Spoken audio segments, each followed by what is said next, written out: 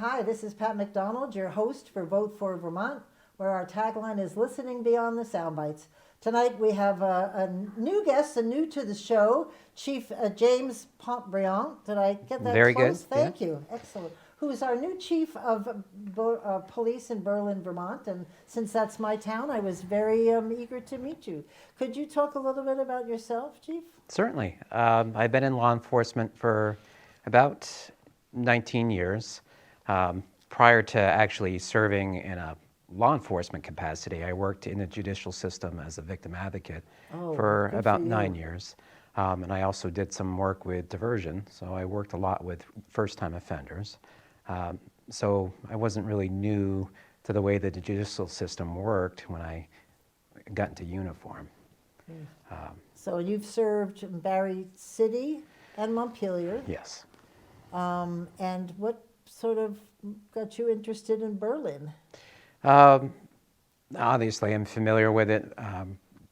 We back each other up frequently. Right. We're in each other's areas frequently for various reasons. My last few years with Berry City, I worked with our Special Investigations Unit, and we take cases from all over the county. So I was very familiar with Berlin and dealing with investigations from Berlin. That's great. So now, what was your last position in Barry City? I was a detective assigned to the Okay. Special Investigations Unit. All right, good. So, because I think there's a lot about Berlin that people don't realize. I think that's the town between Montpelier and Barry City, but I think our residents 2,900 thereabouts. Right. But it swells. I don't even know if it's even more now. I had 20,000 from when I was on the select board, but we get pretty big during the day. Gets very busy. Yeah, and you've got the hospital, you've got Blue Cross Blue Shield, you've got, and you also have to cover part of the interstate, right? Not as much, accidents, but a lot of our roadways are state roadways, but Right. we're expected to do enforcement Right, on them. and a lot of dirt roads, which would be me. Yes. Yes. So how do you manage all of that? I mean, it's quite a diverse population and diverse people, businesses. How do you manage all of that? Fortunately, there's a lot of support from the community. I am blessed to have a department that's very adaptable. So it's not uncommon for our guys and gals to go from a retail theft to an assault and then to a motor vehicle accident, all within the span of an hour. Right. And that's a credit on their part that they can bounce back and forth to whatever the call requires. That's a pretty established group, isn't it? Some of them have been there for a while. There's a few new, but some of them have been there for a while. The leadership, the Sergeant Yeah. Bassett and Yeah, Sergeant Bassett, Monteith yeah. have been there for Right. a long time. Yeah. Unfortunately, the department's seen a lot of turnover and transition over the last few years to the point it was kind of notorious for that. And I'm hoping that we can address that Right. and get some longevity there. Yeah, because that's important, and I know Sergeant Bassett, and he's going to be on the show to talk about homelessness. We're trying to work out something in the next week or two. And who was the other sergeant you mentioned? Sergeant Monteith. Monteith, yes. He used to live up my street, and I loved it. Watch that that car going back and forth. I forgot to ask you about your history. You were the first school resource officer when you started in 2003. That's right. At Spalding High School.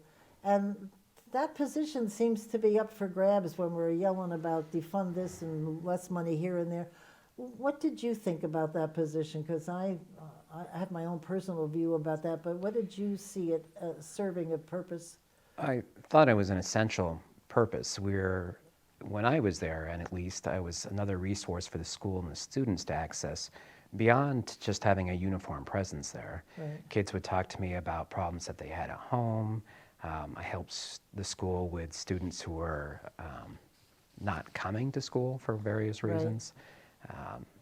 Things that affected kids being at school, but were happening off campus. Right. That were of a law enforcement nature, not necessarily where someone's going to get arrested, but things that were troubling the kids and affecting them being at school. And generally, that reach of the school stays on the campus. But as my capacity as a law enforcement officer, I can go to their house or go down the street and figure out what the problem is. I just always thought it was a great idea. especially now with the horrors we've heard about on national TV, where there's been shootings at school, and we had our own sort of close call at Fairhaven with the young man who was planning something. I would think the school officer might keep his ears to the ground and hear about stuff like this, and I think it's a friendly face that kids aren't afraid of police officers, and maybe have, may I use the word, respect. I still have kids come up to me. Do you? You know, after all these years, not kids anymore. They're Yeah, they're all full-grown grown up, right? adults with kids of their own, but come up to me and we have great conversations. Oh, I ran good into for a kid you. who came from a very troubled and broken home, when we just randomly ran into each other in Randolph, and he had kids of his own. He had his music career that he was trying to get going, and he Nice. had nothing but good things to say about our interactions when I was there at That's school. great. Good for you. Yeah. I think that's so important, and Right, I'm it's those sorry to see connections. that position is not being funded as it has in the past. It is It's unfortunate. sort of the first one to go, I guess, Right. which is a shame. So I actually looked on the website of the police department. I hadn't done that, and it's my own town. But they were talking in the mission statement about things like equitable and impartial enforcement of laws, and that is clearly something we've heard about nationally, we've heard about locally, and I know that the governor and the Commissioner Sherling and other people have really worked, and now the legislature has worked on weighing in on policing in Vermont. And what do you think about the direction that they're taking?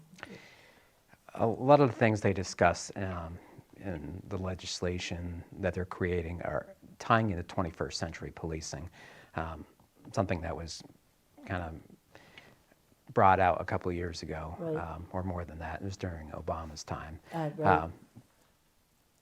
It makes me proud to see that the police department had this is part of their mission statement, even before it was kind of the on-trend thing to do, Right. so to speak.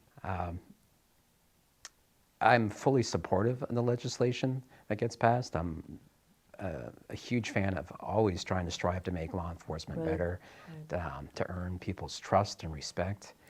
My concerns come from sometimes not the intent, but the wording sometimes that happens when we rush to make legislation, not fully considering the impact that it might I have. heard from quite a few, as I mentioned before the show, my husband's a retired captain from the state police, so I hear things. I mean, people talk to us, Certainly. and they don't feel that they had a lot of time to weigh in and to voice their concerns about the wording or anything. And they're hoping this year, that when legislation is brought up again, that they would have the opportunity to weigh in, Right. and hopefully that, you know, the folks who actually will be using these laws and relying on them will be able to weigh in, because there's a lot of changes in the governor's proposal and in the legislation. Yes. Do you have body cameras and? We do. We do. Yeah. Anything else that we've, the taxpayers have given you, and you've got armor, Body armor, yep. Our PD is fully equipped with the standard stuff that you would see stuff in the car. largest, Yeah. the police departments. Body cameras, tasers, body armor, life-saving equipment, Great. first aid kits, Narcan. Oh, Narcan. That's being used a lot. I had Tony Fakis when he was chief of police of. I've already warned the new chief that maybe we'll put you on the list too. I like hearing from law enforcement, because there's always so much stuff going on. And Tony was very involved in Team 2, which is an effort to bring social workers, law enforcement together, so that when you're called to a scene, you're used to working with each other and know what each can bring to diffuse the situation. Is that something your folks are involved in? Towards my tail end of working with Berry City, we had an embedded mental health worker, and I definitely see the benefits of that. Yeah. She split her time between Montpelier and Berry, great. but she was available to either one of us. If she was in Montpelier on a day when we needed her in Berry, she would come over. I would like to see us involved with that, Yeah. considering sometimes the population that we deal with, there's a lot of mental health issues there. in my experience, although it's kind of limited, I've seen my guys are very patient and very experienced in dealing with people who are in mental health crisis. Do you still have the hospital contract? We don't. We no. don't. I thought that's what happened. I don't know. How they doing it themselves? They do have Because- security Do they? on Yeah. site. That actually made more sense to me, but because some We of the still get stories, frequent phone calls there. Yeah. were when I was on the select board. Some of the stories really, just like made your eyes kind of go pop open. But because especially when they bring folks in and things wear off and they get a little agitated, it's hard to control them sometimes. I think it's probably going to be a point I have to address at some point as Oh, chief, really? because we still get frequent calls to go there for Oh. things that are beyond security's ability to handle. Yeah. So, I've sadly been in the emergency room when, in the middle of something. and things can escalate quickly. Yeah, and you're there, sitting there, and not exactly dressed for company. And this stuff is going on the other side of the screen. I saw today. I was zipping around, and you must have a lot of traffic stops, speeding. You're always on 302. I just live off 302, just for your own. But they're all. Remember But that. actually, they park right across the street from Vine Street, and that's where they park. So, hello, how are you? But the Vermont Chief of Police Association, which I'm assuming you're going to be involved in, they're pushing for the legislature. This is so interesting. Pushing for the legislature to fund an independent study because the criminal research group, crime research group, which I was actually a part of when it first started, published a report that completely goes against the comments about racism in stops that they found in Bennington, that there wasn't. It wasn't overwhelming racist stops, that they completely went against the reports that have been out there that say that we actually do have racism in our stops by police, and so the police want to know what's real. And the crime research group said that the original data was not, I hope I'm translating this correctly, was not as accurate as it should have been, and perhaps gave some false conclusions. So I just, having worked in DMV, and I was in charge of the CVO, the truck enforcement group, and worked with state police, I don't see it as much as they said there was. I'm sure there's some, but not to the extent they said. What do you think about stops and traffic stops and that sort of thing? I think when concurrent with the study being initially rolled out, there was some problems with collecting that data. I don't think that law enforcement was very consistent about it throughout the state. As with any study, too, I think that it's important to verify and to really look at the results and what may play an impact on some of those results that we're seeing. Rather than just taking them as face value, what's some of the underlying stuff going on underneath that we need to look at. And there's been alternative suggestions about how we might be able to collect that data, such as crash reports and things like that, that might give a clearer picture. Is that something the Governor's Highway Safety could help more with? Yes, and Because- that's been the suggestion from the Has Vermont it- Chiefs of Police, is Yeah. that can we take a closer look at this study and can we compare it to the crash reports that we collect throughout the state? Right. Yeah, because the Governor's Highway Safety, they were actually part of DMV when I was there, and then they moved over to state police. But they were excellent at data collecting, so they've got the basis to do it if you set the parameters. Anyway, well, so besides they're funded by NHTSA, so that That's right. that gets us off the hook. Because I just don't see it, but then I'm not face to face with it. So, but what I see, I don't understand that it's that as big an issue as they say it is. So let's talk a little bit about your management style. What do you see when you're in Berlin now? Are there things that you'd like to see changed, improved, or is it a kind of smooth working machine that just needs to keep going the way it is? As I said earlier, it's a Yeah. good group of guys. I'm hoping to provide a little bit of direction, a little bit more consistency than I think has been there in the past. We're at this point where I'm sure you've heard the argument for consolidating first responders. Right. And although I don't think that met with a really good reception, I think the concept that we all have to work together is important. And we had this conversation before being on camera that we were kind of isolated out there on the Hill and didn't work as well as we could have with the other neighboring law enforcement agencies I agree. and agencies in general.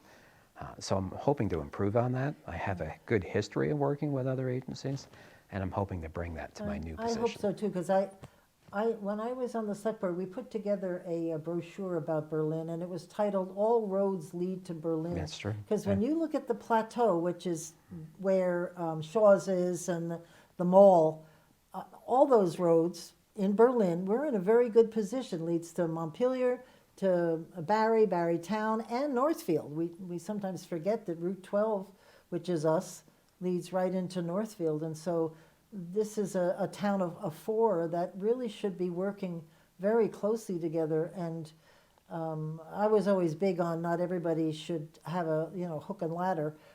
Maybe we have one that we share. And share equipment and stuff, because you can get there fairly quickly from any place that you are in this area. Exactly. Yeah, because well, anyway, I would get myself into trouble with all these conversations. But it's just there must be a better way for this. Right. I think I know our fire department is an independent. It's a private corporation or a separate corporation. Right. And I know that it's their firehouse, but I think there's a lot that can be done with the other firehouses. And although I think we do a lot of what do they call it when we share, when we help each other out. There's a contract that. Right. Yeah, they cover other jurisdictions. Yeah, I do know right. that. So they help each other out, because there's some good guys everywhere around us. But a good example is with the demonstrations and whatnot that were going on over the last couple of weeks. Montpelier reached out and asked, are there other agencies that can help us? Oh, And did they? we're more than happy to try. I mean, we're limited in resources ourselves, but we'll spare what we can to help out our neighbor. I mean, that's what it's all about. Because I just told you, I was at that one, and I've mentioned this so many times, people are probably sick of hearing me say it. But I was at the one that was supposed to be thanking and honoring public safety personnel, and then this whole group of people came, and honestly, God, I could have been a grandmother to every one of them. Right. There were very few older people, and it was really outrageous. The mouths, the screaming, the yelling, the signs, and it wouldn't have taken much to make it escalate into something really ugly. And I was speaking, and since I have a little back, I'm looking, how do you get out? Where's my back? And of course there were five from state police that were there in civvies, so I knew where they were. And so I was like, hello, here I am. But it was scary. That sounds scary. Yeah, and the chief of police of Montpelier, that's the first time I met him, he was there. And he was right, they weren't doing anything. You have to do something in order for law enforcement to respond. And they just came very close. And I was fine while I was there, but when I got home, I thought, whoa, what could happen? Could have stepped off. Yeah. Now, we haven't had anything in Berlin at all, have we? No. Nothing. No. I'm very knock on fortunate. wood. And, yeah. Right, because I know there's been some things in Barry, some small things at the circle, the public circle there, but scary. Anyway, I hope I hope that we never see anything really bad like that. It seems to have calmed down. Even in Montpelier, all these people have gone away and stopped camping out. Yeah. Yeah, that's really scary. So, and I was thinking about the pandemic, and you've got so many things to think about in Berlin, which we sort of went over, but we've got commercial areas on Route 2 with 302, the industrial park, the plateau, which we mentioned, 2 nursing homes, the mental health facility, and it just goes on, the elementary school, the airport, that, and may I say, the dirt roads and the farmlands. We have a lot of dirt roads that lead to nowhere. Yeah. And so how have you been able to get people to know who you are? And that must have been very difficult to do that. It's not been very quick moving for me Right. getting out there and getting to know people. One, partly because it's wintertime and Well, people and we aren't don't go really out, may I and just about. say. Exactly. And partly because of the pandemic. All my meetings are over Zoom or some kind of Right. media like that. I'm trying to make an effort to be more accessible to the select board. Here, my predecessor didn't go to a lot of select board meetings. No, he didn't. So I'm trying to change that and be Yeah. there as often as I can, as That's often good. as they'll have me anyway. Yeah. And that's all by Zoom or whatever. It is they're currently, using. yeah. Yeah. I walk them all on occasion just to stretch my legs. Good. But being in the office is, as you can imagine, just starting out Yeah, is you can't go up and keeping me shake pretty hands, can you? pretty You busy. know. No, Yeah, and you can't say, we "Hi, kind of limited on visitors to yeah. the PD, so it's been slow going. But Well, I I'm hope hoping- this ends for you because me I'm too. sure they I would hope it like. ends for everybody. Yeah, I've told some friends that I was interviewing, oh, I haven't met him yet and like to know a little bit more about him. But because we've done some open houses there, and because soon we're going to have a new town manager. Yes, I hope so. Yes, I know. I know that we were interviewing, and Yeah, I'm involved in the interviews tomorrow. oh, are evening you we're doing really? some Oh, interviews, cool. so. Yeah, I know one of the candidates who talked to me, but anyway, because we just need a full staff. We do, Yeah. yeah. And that's a position with a lot of responsibilities. Oh, for sure. And we need someone dedicated to just that. Yeah, and who loves Berlin? Have Right. you learned how to say Berlin yet? Because if you say it wrong, they will don't I hear about like it? Yes, they'll tell you. I was in the legislature for 2 sessions representing Berlin. Sorry, I did it wrong there. And somebody almost slammed the door on me because he said, "You're from out of town." He said because I wasn't from here, so Well, I had to maybe I say it confess. subconsciously because I've just been around for so long. I don't Yeah, know. you probably have heard it, not me. I was new. He was right. So we were going to have join what we talked about Scott tonight. He has been so involved with the homeless in Berlin. I don't think people realize how many homeless we have here and their needs. So I'm anxious to do that show with him, but also mental health issues. And how involved are your folks and Chad with the homeless and the mental health issues? Well, I'm not sure if you're aware that Economic Services houses a lot of homeless folks up Right. at the Hilltop, Yep. Which has been a little bit of a challenge for us because with that comes a lot of people who are struggling with substance use, struggling with mental health issues. Yep. So that's been keeping us really busy. And again, I have to give the officers credit because they go over there and they just deal with whatever the problem Right. is. If the person just needs to vent, then they just let them vent. If the person needs to be brought to the hospital or see a screener, that's what they Right. facilitate. So we've been rising to meet that challenge. What kind of training do your officers get, particularly for the mental health? Because I would think sometimes you think you're doing the right thing and you might be doing completely the wrong thing. I mean, how would you know? It's pretty standard now for officers to get some basic understanding of Yeah. dealing with people in mental health crisis. We've got a few officers that are trained in crisis negotiation, Oh, perfect. which is perfect because that's basically a class on how to listen, just Right, step back and right. listen, which is really what is needed most of the time. Yeah, because Mary Moulton is one of my favorite people, and she's head of the Washington County Mental Health Yes. Group, and she's so involved with all of these issues. And we had her on not too long ago, and she was talking about COVID making it even worse Right. because you can't even go out and get out in the fresh air, and get your nerves settled a little bit when you're in a house. And My mother worked for mental health, and she recently retired, but so I'm familiar because we would have a lot of these conversations around the house. good for her. And That's she was good good. friends with Mary. Oh, So really? Oh, I am like the standard bearer for Mary. I just think she's great. she is great. Because she practices what she preaches. She does. Yeah. She's very easy to get along Yeah, with. and she work with. really feels for all of her clients. Yeah. And they've got some great programs over there. And furthermore, she understands where we're coming from as a law enforcement. Right, exactly. Very supportive. She is. Yeah. We did a show here, we did a series of 8 shows on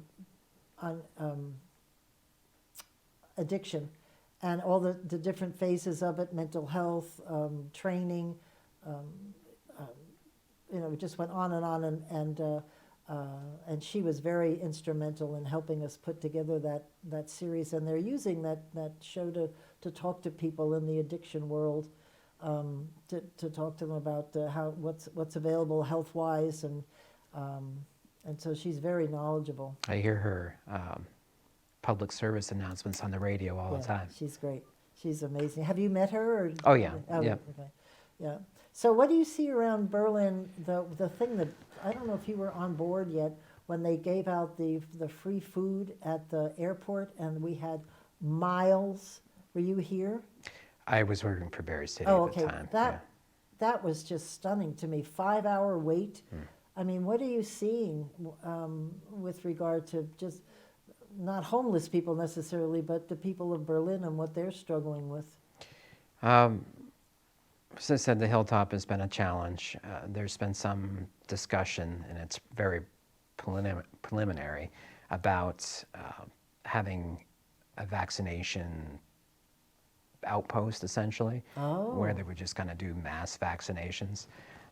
And if that's the case, we need to have a real conversation about how are we going to staff that so we don't have another situation like when they gave away food.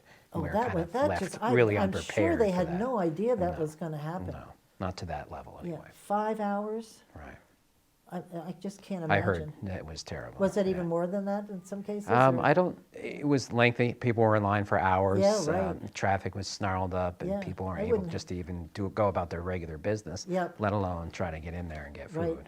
Yeah. Yeah, it was amazing. I know they had a second one after that, and it was much better. They were able to deal with it better, but that I think just... they ran out of food sooner. Yeah. That was part of the problem. Well, but just people are in need. Right. And I forget who was on the show recently. They said it used to be 1 in 4. Now it's 1 in 3 Vermonters deal with food insufficiency. Oh, it was Sue Minter from Cornerstone. I've heard that Capstone, statistic. sorry. 1 in 3, that's just scary to me. It is. Because Surprising. you look at somebody in a McMansion, which we have a few in Berlin, and you don't know what's happening behind the door. Oh, And Sue said the first thing that people cut back on when things are tight is food. right. Because you have to pay for the rest of the stuff because you got to keep the heat going and the car. true. And so you cut back on food. It's just in an agricultural state that's just sort of You wouldn't expect mind-boggling. it. Yeah. Yeah. So have you run into any problems? Have your folks run into people that are in need? I'm sure they know Obviously, Sergeant Bissett does. Yeah, He right. spends quite a bit of time reaching out to our homeless population and making sure that he tries to meet their needs along with community partners. Yeah. What is the biggest thing that you're involved in? I mean, as far as numbers go, is it traffic stops or accidents? I took a look at the other day. It does vary from year to year because of COVID. It's kind of put limitations on the way that we approach certain things. Yeah. But traffic stops are up there. Traffic-related incidences. Obviously, because of the amount of traffic we have, there was a lot of accidents and whatnot.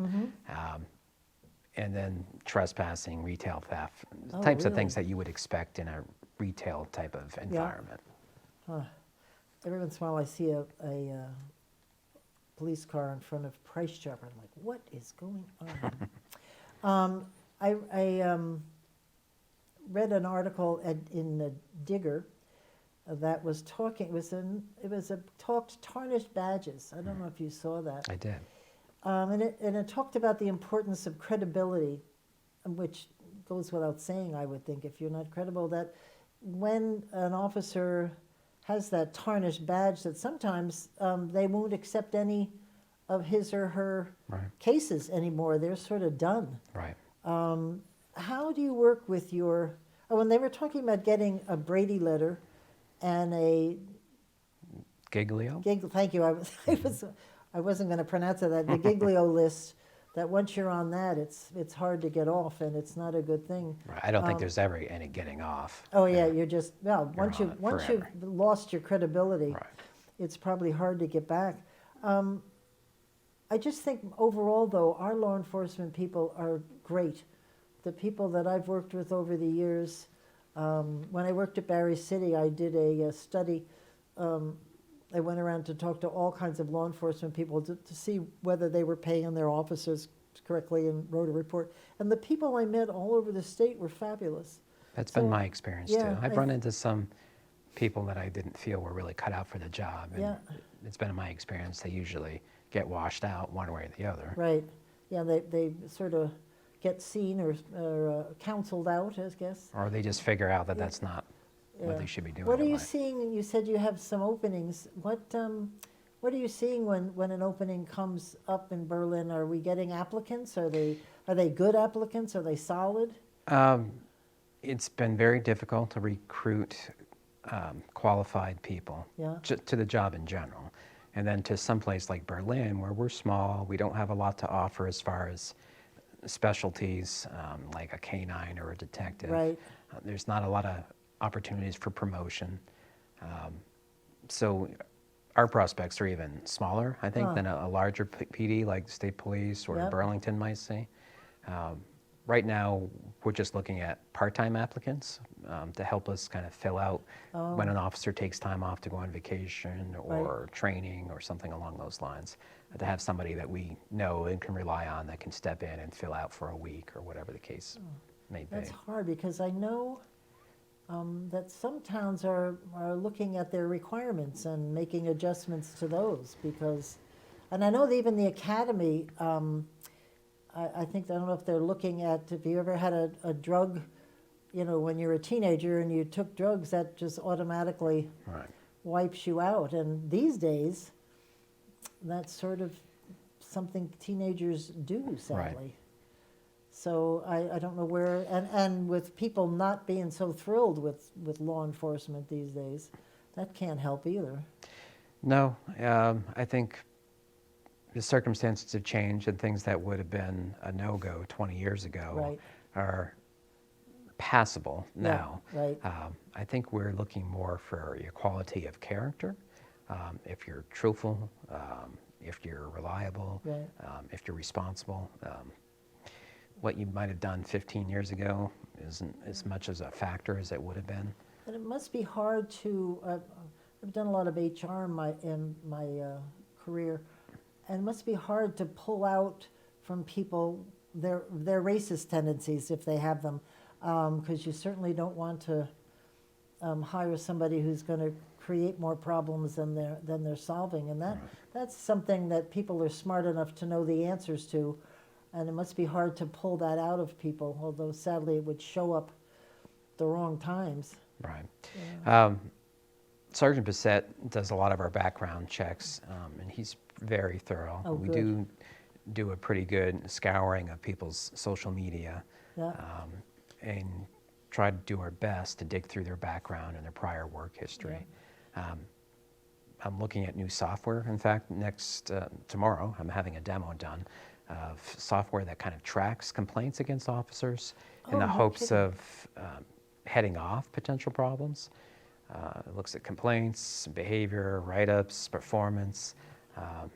It's expensive, but and I think it saves in the long run from any Yeah, for potential sure. problems. Now, So who would be putting input into that? Just Berlin for now? it's software that we would purchase as a police department. I believe Burlington just kind of pulled the Oh, I trigger see. So on it. eventually there'd be, That would be my hope, is Yeah, that there's a that'd be great. statewide database, Right. so we didn't have to kind of reinvent the wheel every Yeah. time somebody went to a different department. because I was just thinking, it's a 24/7. You've got to think about it when Right. you're an officer no matter where you are, because it just takes one misunderstood or one something, Right. and And we're trying to look out for their mental health as well. Right. So an officer showing up late to shift, is he not getting his work completed? Those aren't things that are necessarily tied into him being not good for the job. Right. But there may be something going on in that Right. officer's personal life Right. that these flags would kind of prompt us to maybe take a closer look at it. yep. And how, are you at full staff now? Or are Yeah, you we have still, 2 people out on workers' comp, oh, but all our shifts are covered. yeah. What is, and do we do nighttime anymore, or we don't? We stopped providing on-duty services at 3 a.m. with officers having the ability to be called back if there's some kind of Oh, 3? emergency. Yeah. Oh, that's better than what we used to be. We used to stop it, I think, at midnight. Midnight's pretty standard. Yeah. So, well, that's good. So what do you think, looking ahead, what do you think about policing in the future, and where do you think we're going to be going as police departments? Well, there's a lot of focus on us right now to Yeah. be transparent, to make I'm not sure. being, but I never understand what that means. Everybody, that's the big word. We're all being transparent. But there are some things you shouldn't be sharing with me. Right. And I don't want to know. All right? I mean, there's Right. a certain amount of, like, they're trying to get rid of the police, these several officers in Burlington.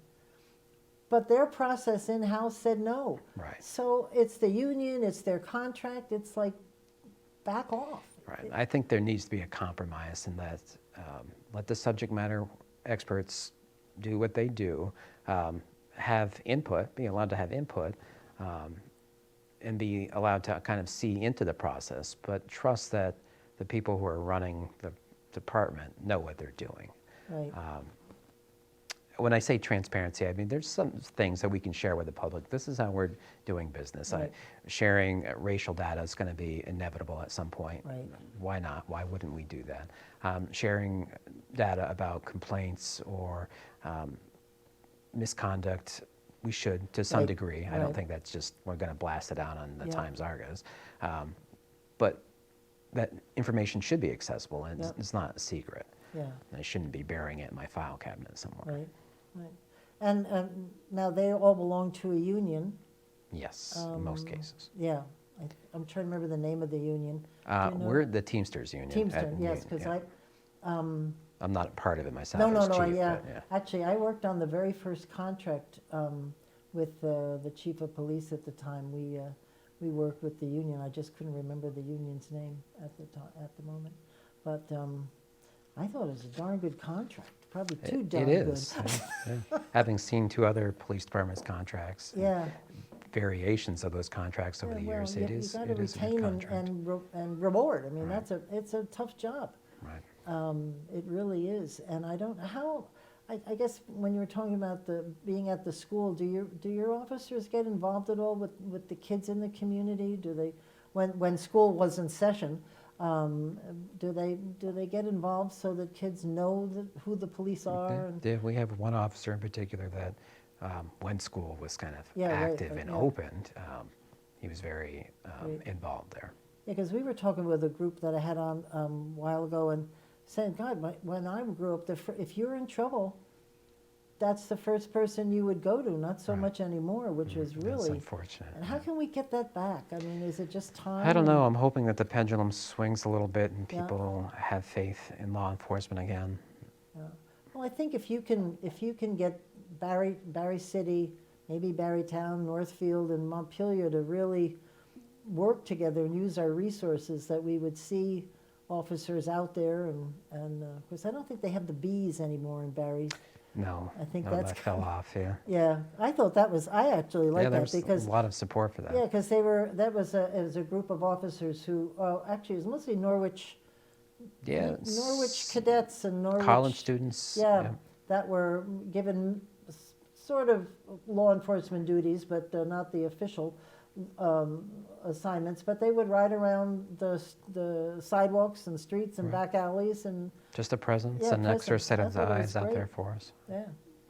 I forget what they wore black and orange, which was my high Yeah, school, just the like Hornets. bees, right? So I loved them. I thought it was really cool. So I guess not sure what else we can chat about, but other than we'd love to have you come back on the show. Anytime. And what else would you like to talk about on the show right now? About things that you may be concerned about or worried about? We have drug issues here for sure. We do. Yeah. That consumed a lot of my time as Yeah. a detective. Yeah. Now you said the hilltop. Which one is that? Is that the one? The Hilltop is off the airport road. Oh, okay. Because what's the one on 302? There is a hotel up on the hill. That may be. I think the Knoll. Yeah. That's in Barry. That's in Barry. Yeah. Yeah. Cause, just right on the line. yeah. Okay. Because I know that's being used too, which I think is for the homeless, which I We think have is, the largest concentration Oh, of do you? homeless in the county, and probably third or so in the state being Oh. housed. being housed. Yeah. Oh, interesting. And I should ask you then, what's the size population of our homeless? Do we have any idea? As far as kind of the homeless that are not really being serviced by Yeah. economic services, Sergeant Bissett would probably have a better Yeah, idea yeah. of He that. said he has all kinds of. But last count I had at the Hilltop was 83. Wow.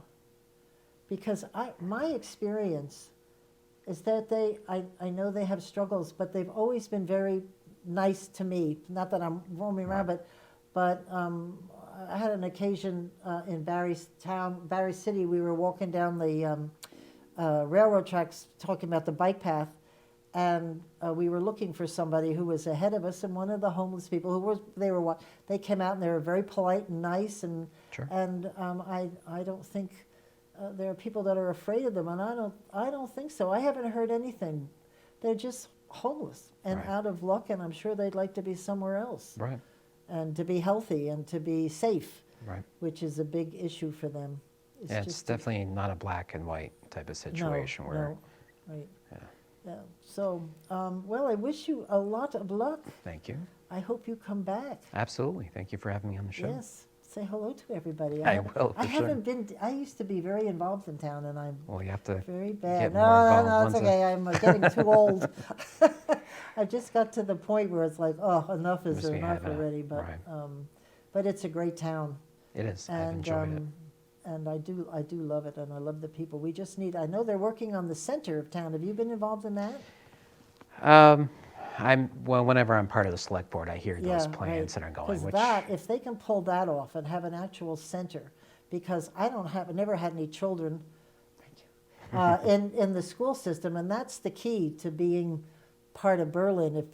Because the Right. school becomes the center, Yeah. and if we had our own center for people to congregate and to have meetings and all that stuff, that would be great. And it's been exciting for me to have the idea that I may be on the ground floor of, you Yeah. know, Berlin really. Yeah, this could Kind of because exploding. I also think we're one of the only areas around here that actually has land left to build. Sure. And my neighbor is selling her house, and she was told by her realtor, and I told her, I've heard that you put that house on the market, it's going, because people from outside the state down south trying to get away Right. from COVID, they're moving up here. Well, I'm looking for a house. huh? I'm in the market for a house. Oh, so- oh, really? Well, there you go. We'll have to chat. Oh, so where do you live now? Oh, you must live I live in the town. in the town. Yeah. So, and is that a requirement? No, because Bill lived. I live there. in Barrytown. Yeah, Barrytown, 'cause- No, and I have a take-home car. I'm 10 minutes away. Yeah, so- right. Because Bill lived in Barry Right, Barrytown town as well. too, yeah. as well. So anyway, well, welcome. Thank It's you a very pleasure much. meeting you. I live on This is Vine great. Street, and just I'll remember that. it's what bothers me is they're worried that the sometimes in mud season that the fire trucks can't get up the there. hill. That gets me a little nervous. Yeah. So they have a dry hydrant right between my house and my neighbor's house, which. No, I can't wait for mud season. Yeah, right. Exactly. Oh, It's we not have something I had to deal good luck with with in the that. Anyway, thank you very much. It's been a pleasure. very welcome. Thank you all for tuning in.